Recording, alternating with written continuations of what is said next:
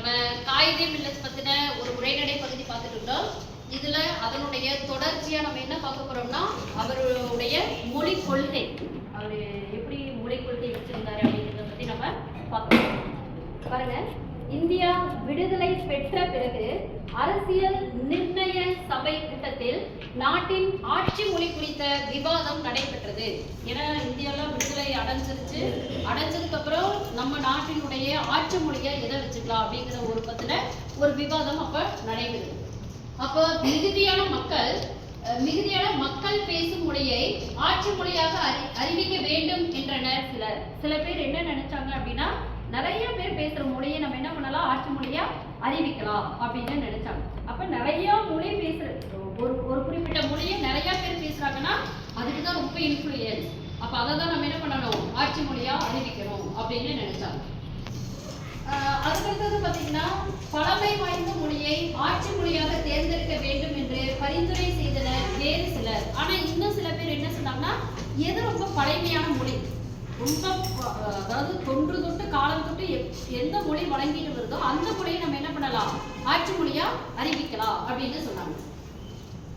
அப்போது அந்த தலைவர் பழமையான மொழிகளிலே ஒன்றை தான் ஆட்சி மொழி ஆக்க வேண்டும் என்றால் அது தமிழ் மொழிதான் என்று நான் உறுதியாக சொல்வேன். அப்ப நம்ம காயிதே மில்லத் என்ன சொல்றாருன்னா, இல்ல அதாவது ரொம்ப பழமையான மொழியா இருக்கணும், அதுல எப்படிப்பட்டதா இருக்கணும் அப்படின்னு சொன்னா பழமையான மொழிகள்ல ஒன்றைதான் ஆட்சி மொழியா நம்ம அறிவிக்கணும் அப்படின்னு நம்ம நினைச்சா நம்ம எதை ஆட்சி மொழியா அறிவிக்கலாம்னா தமிழ் மொழியை தான் நம்ம என்ன பண்ணணும், ஆட்சி மொழியா அறிவிக்கணும் அப்படின்னு அவர் சொல்றார். இன்னும் விரிவாக சொல்ல வேண்டும் என்றால் திராவிட மொழிகள் தான் இந்த மண்ணிலே முதலாக பேசப்பட்ட மொழிகள். அவற்றுள் மிகவும் இலக்கிய செறிவு கொண்ட தமிழ் மொழிதான் மிக பழமையான மொழி என்று குறிப்பிட்டார். அப்ப அவர் சொல்றாரு, இன்னும் சிறப்பா சொல்லணும் அப்படின்னு சொன்னா திராவிட மொழிகள் தான் முதல்ல நம்ம நாட்டுல பேசிட்டு வந்தாங்க. அதுல ரொம்ப பழமையானது அப்படின்னு பாத்தீங்கன்னா நம்ம தமிழ் மொழி தான் ரொம்ப பழமையானது. அதனால அதை தான் நம்ம என்ன பண்ணணும், ஆட்சி மொழியா அறிவிக்கணும் அப்படின்னு சொல்றாரு.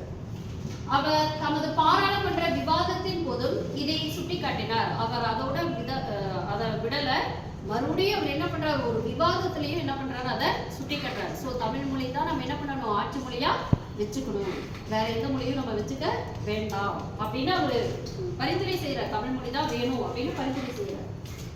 அடுத்தது பாத்தீங்கன்னா அவருடைய நாட்டுப்பற்று, அவர் எப்படி நாட்டுப்பற்று வச்சிருந்தாரு அப்படின்னா, அந்த தலைவரின் உள்ளத்தில் எப்போதும் நாட்டுப்பற்று மேலோங்கி இருந்தது. இந்தியாவுக்கும் சீனாவுக்கும் இடையே 1962ஆம் ஆண்டு போர் மூண்டது. அப்ப இந்தியாவுக்கும் சீனாவுக்கும் இடையில 1962ல என்ன நடக்குது, ஒரு போர் நடக்குது. அந்த போர்ல கூட அப்போது தனது ஒரே மகனை போர் முனைக்கு அனுப்ப ஆயத்தமாக இருப்பதாக தெரிவித்து அந்த தலைவர் அப்போதைய முதன்மை அமைச்சர் ஜவஹர்லால் நேருவுக்கு கடிதம் எழுதினார். நினைச்சு பாருங்க, தன்னுடைய ஒரே மகன் தான் அவருக்கு ரொம்ப சீரும் சிறப்புமா வளர்த்திருப்பாரு. ஆனா அந்த போர் நடக்கும் போது என்ன பண்றாரு, அந்த பையனை போருக்கு அனுப்பலாம் அப்படின்னு சொல்லிட்டு என்ன பண்றாரு, ஜவஹர்லால் நேருக்கு ஒரு கடிதம் கூட எழுதுறாரு, என் பையனை நான் என்ன பண்றேன், போருக்கு அனுப்புறேன் அப்படின்னு. நம்மளாம் நினைச்சு பாருங்க, நம்ம யாராவது ஒருத்தங்க போர் வருது, உங்க வீட்டுல இருந்து உங்க பையனை அனுப்புங்க, இல்ல நீங்க போங்க அப்படின்னு சொன்னா நம்ம போவோமா? ஒரு நிமிடம் கூட நம்ம போக மாட்டோம். ஆனா நிறைய பேர் இப்போ ராணுவத்தில் இருக்கிறவங்க எல்லாருமே அதுக்காக தயாரான நிலைமையில தான் இருக்கிறாங்க.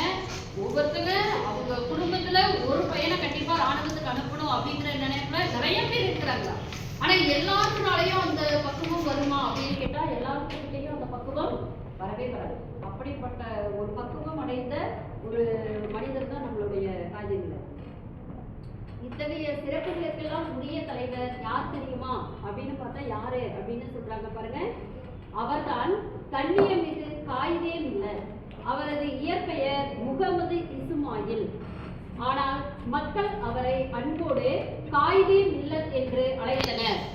காயிதே மில்லத் என்னும் அரபு சொல்லுக்கு சமுதாய வழிகாட்டி என்று பொருள். அப்பெயருக்கேற்ப மக்களின் வழிகாட்டியாக திகழ்ந்தார் அவர். அப்படிப்பட்ட சிறப்புகளுக்கெல்லாம் உரிய தலைவர் யாரு அப்படின்னு பார்த்தா அது காயிதே மில்லத்.